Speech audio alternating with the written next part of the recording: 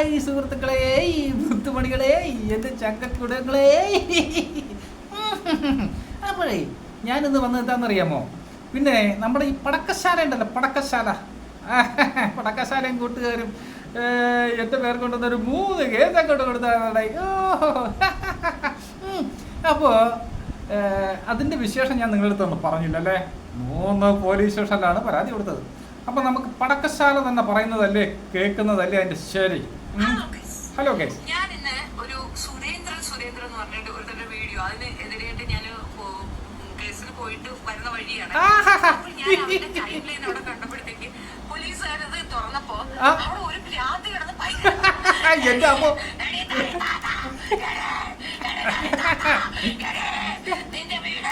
നിന്റെ വീടെന്ന് പറയുന്നില്ലടി, അവിടെ ഉണ്ടോടി, അവിടെ ഉണ്ടോടി, നിന്റെ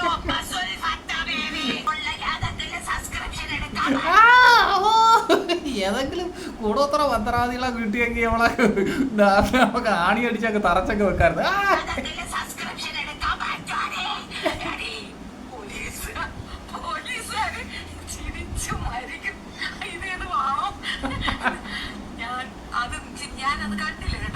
കണ്ടില്ല, കണ്ടൊക്കെ കാണിക്കത്തില്ലായിരുന്നു.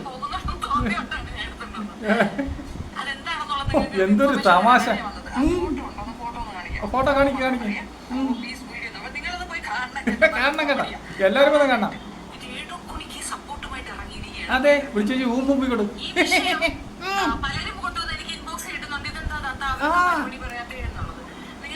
എടി, നീ എപ്പോഴും പറയും, നീ പല പ്രാവശ്യം എടുത്ത് വാ തുറന്നാൽ നീ പല തന്തയ്ക്കുണ്ടായ വർഗമാണെന്ന് നീ തെളിയിച്ചുകൊണ്ടേ ഇരിക്കുകയാണ്. എടി കഴിവറ മോളെ, ഈ സുരേന്ദ്രൻ പറയുന്നതിന് എന്തുകൊണ്ട് നീ ഒരു റിപ്ലൈ അങ്ങോട്ട് തരുന്നില്ലേ? താടി പടക്കശാലേ പറ. മനസ്സിലാക്കാൻ വേണ്ടിട്ട് ആ കഥ ഒന്ന് ഞാൻ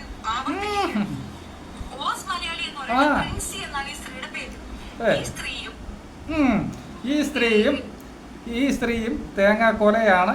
അപ്പോൾ ഇനി നമുക്ക് ഈ പോലീസ് സ്റ്റേഷനിൽ പോയിട്ട് അവിടെ ഉണ്ടായ സംഭവം എന്താണെന്ന് നമുക്ക് പറയാമോ? കേൾക്കാമോ?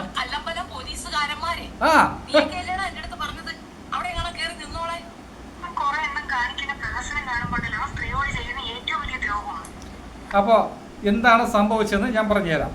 അതായത് എനിക്കെതിരെ കല്ലമ്പലം പോലീസ് സ്റ്റേഷനിൽ പരാതി കൊടുത്തു.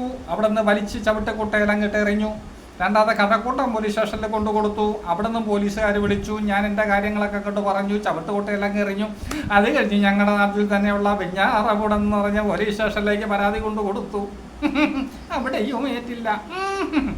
അപ്പോൾ എടി കഴിവർന്ന മോളെ, നീ എന്തിക്കൊടയാ പുളുത്തിക്കൊടയാന്നും പറഞ്ഞ് ഇങ്ങനെ കേസും കൊണ്ട് നടക്കുന്നതല്ലാതെ നിന്റെ കേസ് ഒരിടത്തും പരിഗണിക്കത്തില്ല.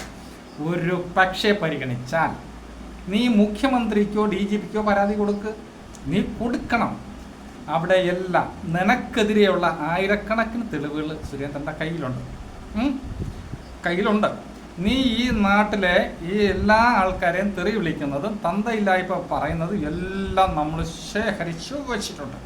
അപ്പോൾ നിന്റെ കേസ് കേട്ട് ഒരിടത്ത് കൊടുക്കത്തില്ല. പിന്നെ പോലീസ് സ്റ്റേഷനിൽ നടന്നത് കയറി നിൽക്കാൻ പറഞ്ഞ മാത്രമല്ലല്ലോ, നീ അവിടെ നിന്ന് പരാതി കൊടുത്തിട്ട് നിന്റെ മുഖത്ത് നോക്കിയപ്പോൾ നീ എന്താ പറഞ്ഞത്? സാറേ, ഇത് പരാതി അവനെ കൊണ്ട് ഭയങ്കര ശല്യമാണെന്ന് പറഞ്ഞപ്പോൾ ഇത് വലിച്ചിട്ട് ദൂരെ കളഞ്ഞിട്ട് നീ നിൻ്റെ അടുത്ത് എന്താ പറഞ്ഞത്? ഇറങ്ങി പോടിയെന്നല്ലേ പറഞ്ഞേ?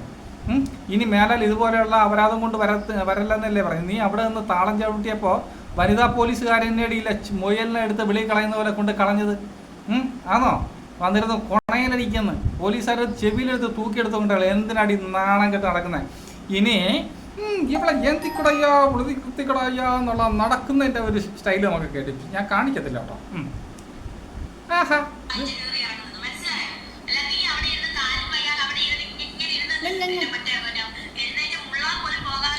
അയ്യോ അത് പറയരുത്. ഞാനൊരു മറുപടി എനിക്കില്ല. മുള്ളാൻ പോന്നു. കണ്ടടി, കണ്ട്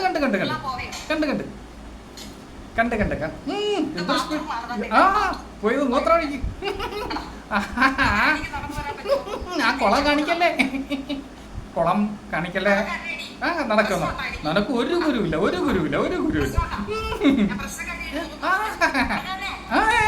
തന്നെ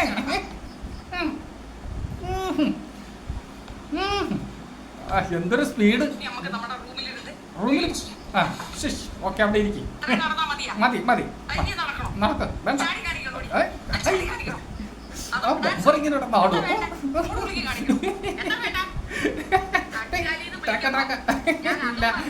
വഴുതണങ്ങ കേസ് കൊടുക്കില്ലേ? അയ്യം ചട്ടുകാലി കുടിച്ചിട്ട് വാ. അതാ വരുന്നത് പെട്ടെന്ന് വരും കേട്ടോ. ചട്ടുകാലി ചാടിയ ഒരു ചാട്ടം നിങ്ങളൊക്കെ ഒന്ന് കാണണം. എൻ്റെ അപ്പോൾ പ്ലക്കോന്ന് ഇങ്ങനെ കിടന്ന് ചാടുക. വെള്ളം കുടിക്കാൻ പോയിക്കാണ്. ഇപ്പൊ വരുവട്ടാ.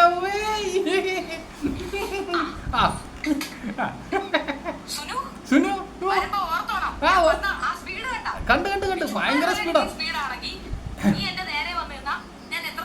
ജമ്പി കാണിച്ച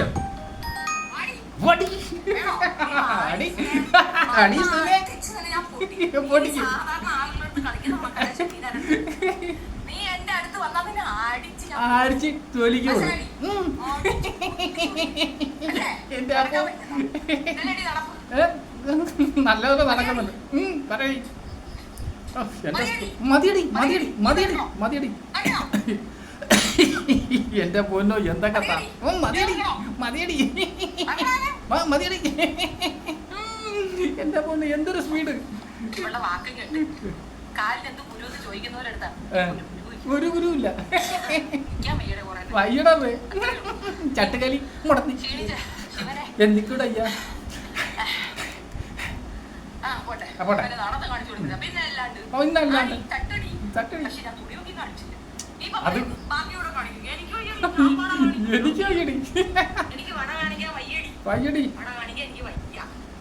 പിന്നെ നീ ആ കക്കൂസിൽ പോയിട്ട് അവിടെ ഇരുന്ന പഞ്ചായത്ത് കുളം കാണിക്കാത്തത് ഭയങ്കര ഭാഗ്യമായി.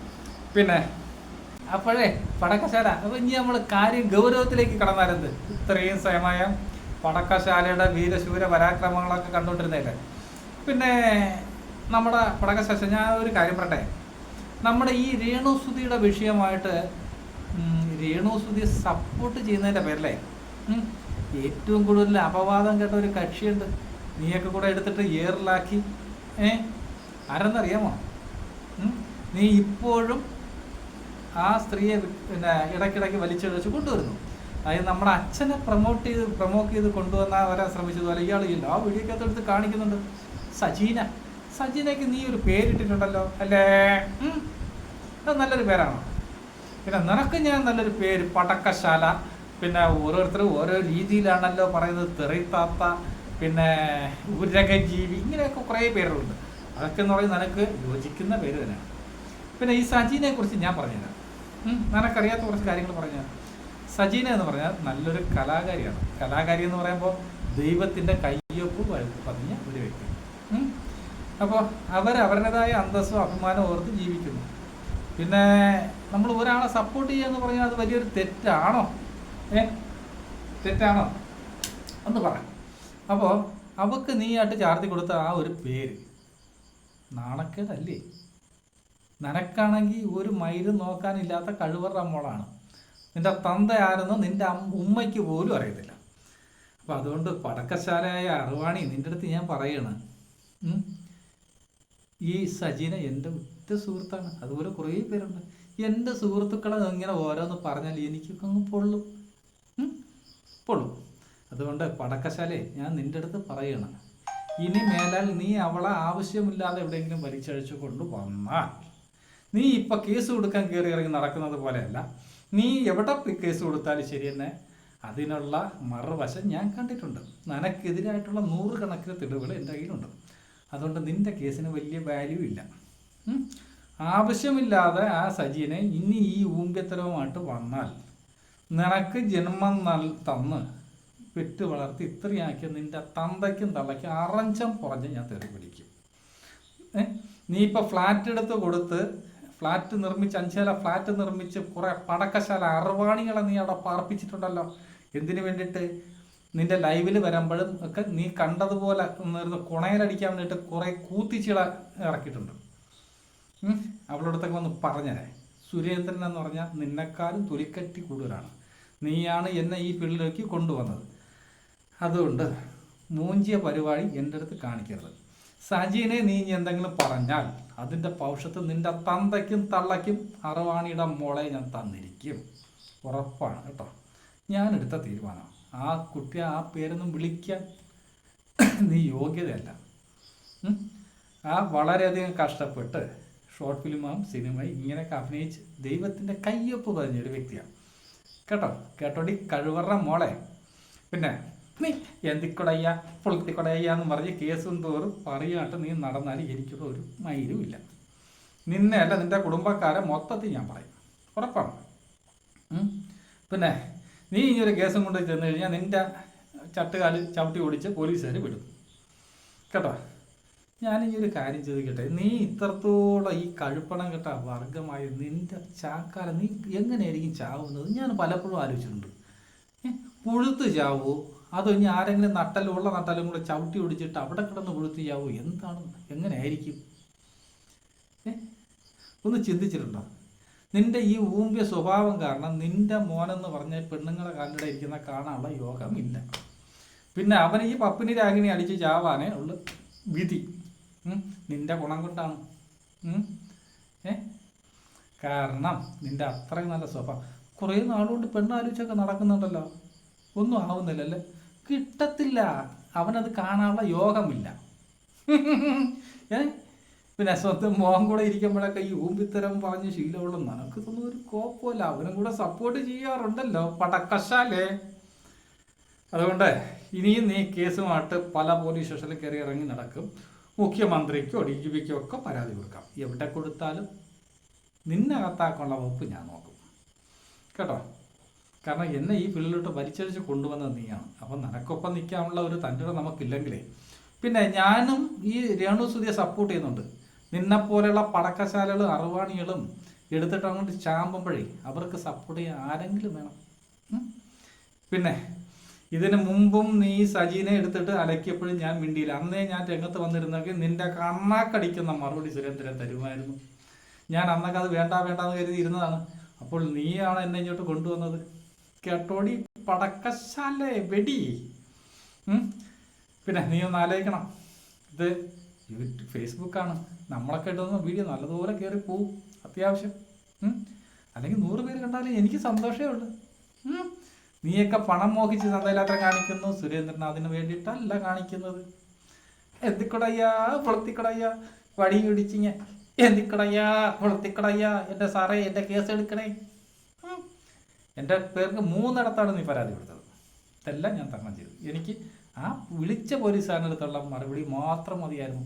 നിൻ്റെ കേസ് ചുരുട്ടിക്കുട്ടി. അന്ന് വനിതാ പോലീസുകാർ പൊക്കിയെടുത്ത് വിളിക്കൊണ്ട് കളഞ്ഞ് ഓർമ്മയുണ്ടല്ലേ എത്തിക്കടയ്യാ പൊളത്തിക്കട. അപ്പോൾ ഞാൻ പറയുകയാണ്, ഇനി മേലാൽ ആവശ്യമില്ലാതെ സജീനെ വലിച്ചു ഇടരുത്. ഇട്ട് കഴിഞ്ഞാൽ പൊന്നുമോളെ നിൻ്റെ പുറകെ ഞാനുണ്ട്.